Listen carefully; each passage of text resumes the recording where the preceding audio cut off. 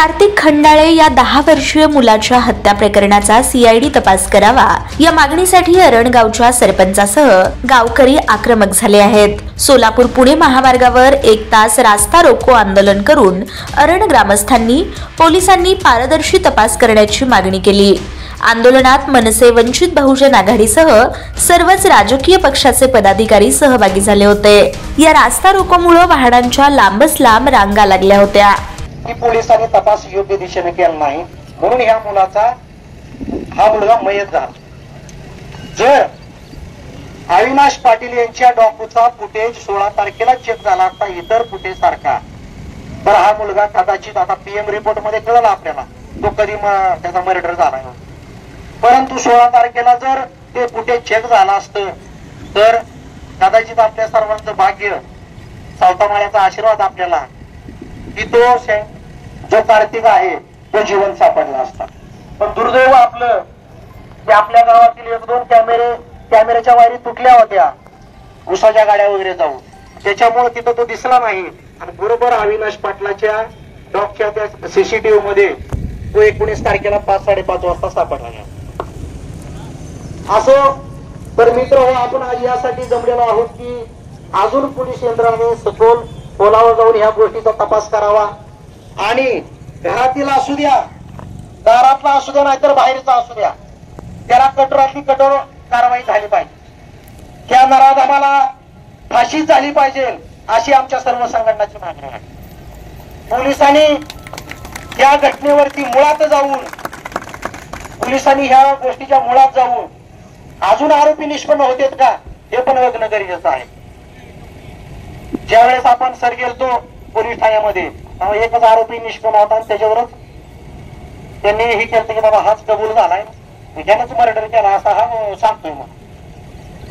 पण असं न होता थोडा उद्रेक झाल्यानंतर दुसरा पण आरोपी निष्पन्न झालेला आहे। त्याच्यामुळं माझी पोलीस यंत्रणा पोलीस प्रशासनाला एक विनंती आहे की आपण अजून ह्या विषयाच्या खोलवर जावं।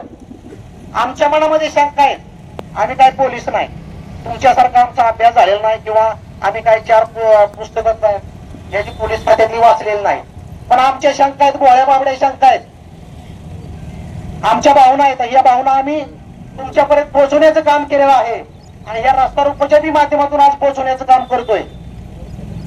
आम्हाला कुठेतरी त्या कार्तिक खंडागळेच्या घराला कुटुंबाला न्याय मिळावा आणि या कार्तिक खंडागळे सारखा अजून निष्पाप पालक ह्या असल्या नाराजमाच्या घाणेरड्या वृत्तीचा बळी पडू नये अशी आमची इच्छा आहे। जास्त काय बोलणार नाही कारण बरेच मान्यवर बरेच संघटना या ठिकाणी जमलेल्या आहेत। मी माझं मनोगत वाढवत नाही, येथेच थांबतो। धन्यवाद। कारण या ठिकाणी एका निष्पाप अल्पवयीन मुलाचा बळी घेण्यात आलेला आहे। त्या बळीच्या तपासाच्या निमित्तानं पोलीस तपासावर समाधान न व्यक्त केलेल्या सर्व नागरिकांनी आज या ठिकाणी रास्ता रोको आयोजित करण्यात केलेला आहे। बांधव खरं वास्तविक पाहता जो कोणी आरोपी आहे, आरोपीला जात नसते, आरोपीला धर्म नसतो, आरोपीला नातं नसतं, परंतु इथल्या प्रिंट मीडियामधल्या प्रसिद्धी माध्यमांनी काही या गुन्ह्याच्या अनुषंगानं संभ्रम निर्माण करणाऱ्या बातम्या छापून या गावात हा जो घडलेला प्रकार आहे या प्रकाराचा तिथल्या सर्व जनतेची दिशाभूल करण्याचा जो प्रकार केलेला आहे त्या प्रकाराचा मी पहिला या ठिकाणी निषेध व्यक्त करतोय। बांधवानो, हे सावतामाळ्याचं गाव आहे असं सर्वजण सांगतात। या ठिकाणी यात्रा चालू आहे आणि प्रसिद्धी माध्यम की जे काही प्रसिद्धी माध्यम ठोसपणे या प्रकरणाला न्याय देण्याची भूमिका करतात आणि काही प्रसिद्धी माध्यम या प्रकरणाला दुसऱ्या बाजूने वळवण्याचा प्रयत्न करतात। नेमका याचा हेतू काय? हे प्रसिद्धी माध्यम नेमकं कुणाच्या सांगण्यावरून करताय? हे प्रसिद्धी माध्यम नेमकं कुठल्या पद्धतीनं हे तपास करायला पाहिजे असं सांगतंय? मला या ठिकाणी जाणीवपूर्वक सांगायचं आहे बांधवांनो, हा जो बळी आहे तो एकट्या दुःख्याचं काम नाहीये। या बळीच्या पाठीमाग या संपूर्ण जिल्ह्यामध्ये अशा पद्धतीनं बळी घेऊन एक दहशत निर्माण करण्याचं काम हे कोणी गुंड करत आहेत का? हे कोणी नराधम करत आहेत का? आणि यांना पोलीस प्रशासनातील काही जबाबदार अधिकारी पाठीशी घालत आहेत का हा आमचा प्रश्न आहे। म्हणून हे प्रकरण या ठिकाणी तपास न करता सीआयडी कडे तपास द्यावा अशी आमची पहिली मागणी आहे बांधवांनो. दुसरी महत्वाची गोष्ट अशी आहे की यापूर्वी 4 वर्षापूर्वी याच सोलापूर जिल्ह्यामध्ये मंगळवेढा तालुक्यात अशाच पद्धतीनं नरबळी झालेला आहे. त्याचा प्रकार देखील असाच झाला. त्या ठिकाणी देखील पोलीस प्रशासनाने व्यवस्थितपणे तपास न केल्यामुळं हे प्रकरण त्या ठिकाणी दाबण्याचा प्रयत्न झाला. परंतु आता हे प्रकरण दाबायचं नाहीये, हे प्रकरण उचलून धरण्यासाठी या सोलापूर जिल्ह्यातील बहुजन समाजातील सर्व माता भगिनी या ठिकाणी आलेल्या आहेत. हे पोलीस प्रशासनाने लक्षात ठेवलं पाहिजे.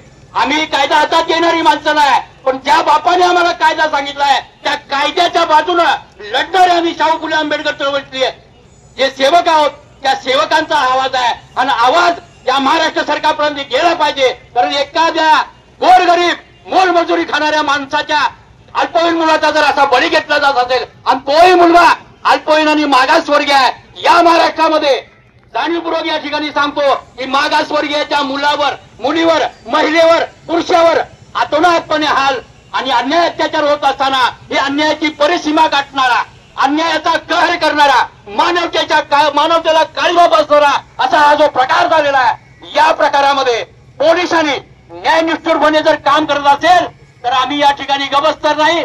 आम्ही याच्याही पुढचं उग्र आंदोलन करू आणि कार्तिक खंडाळे सारखे असे कितीतरी लोक या महाराष्ट्रामध्ये ज्यांनी ज्यांनी अशा घटनेला खत पाणी घातलेलं आहे ते भविष्यात आम्ही उकरून काढण्याचा प्रयत्न करू एवढंच या ठिकाणी सांगतो. तरच त्या खंडाळे कुटुंबाला या ठिकाणी न्याय मिळणार आहे. कारण का तुमच्या सटर बेटर इथल्या कागद रगवण्याला आमचा अजिबात विश्वास राहिलेला नाही.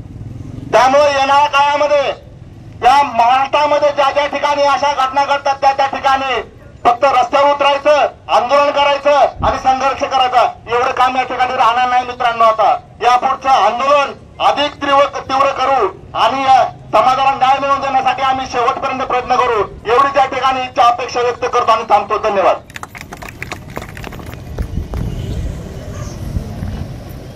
कार्तिकला न्याय देण्यासाठी जमलेल्या सर्व समाज बांधवांना प्रथमतः आपलं सर्वांचा आभार मानतो.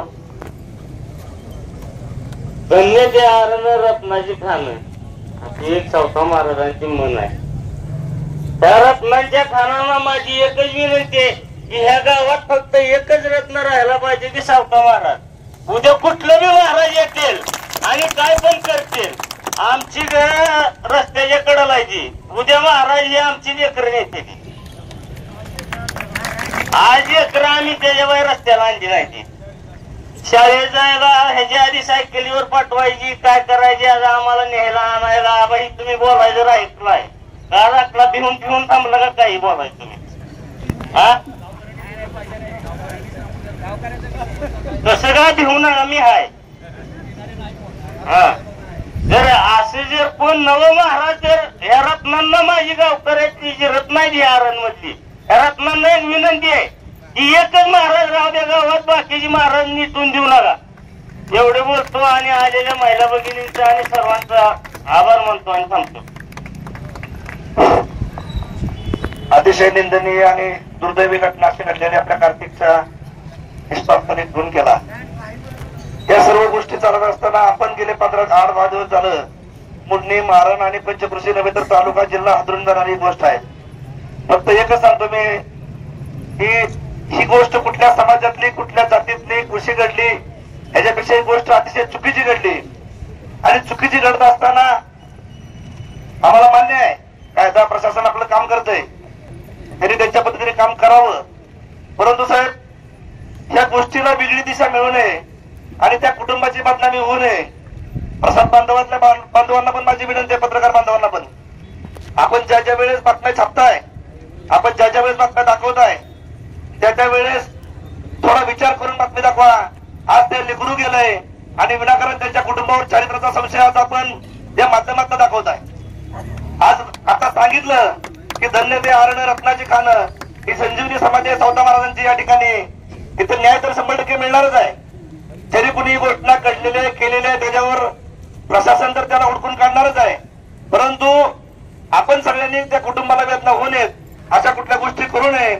आणि ज्या सर्व संघटनेच्या पदाधिकाऱ्यांनी मागणी केलेली आहे त्याच्यामध्ये महाराष्ट्र नवनिर्माण सेना त्यांच्या सोबत, त्यांच्या पाठीशी या कार्तिकला न्याय मिळेपर्यंत सोबत राहू एवढंच या ठिकाणी बोलतो आणि थांबतो. जय हिंद, जय महाराष्ट्र. सर्व महापुरुषाच्या विचाराला अभिवादन. आज सगळ्याला जाण आहे, आपण यासाठी कशासाठी जमलोय. खऱ्या अर्थाने तो बोंधू बाबाचा जो विषय आहे तो डायव्हर्टच झालाय. पोलीस यंत्रणा म्हणते हा प्रकार अनैतिक संबंध मधलाय. तर खऱ्या अर्थाने आम्हाला असं पोलीस प्रशासनावर संशय आहे की तुम्ही जर योग्य पद्धतीनं तपास केला असता, कारण इथल्या नेते मंडळांनी एसपी साहेबाला सांगितलं या बोंधू बाबावर जादूटोणा अंतर्गत कारवाई करा म्हणून, त्यावेळी त्याच्यावर कारवाई झाली. म्हणजे तुम्ही कायदा उकळून पिता आणि त्या कायद्याचं नीट रक्षणच करत नाही असा आमचा संशय.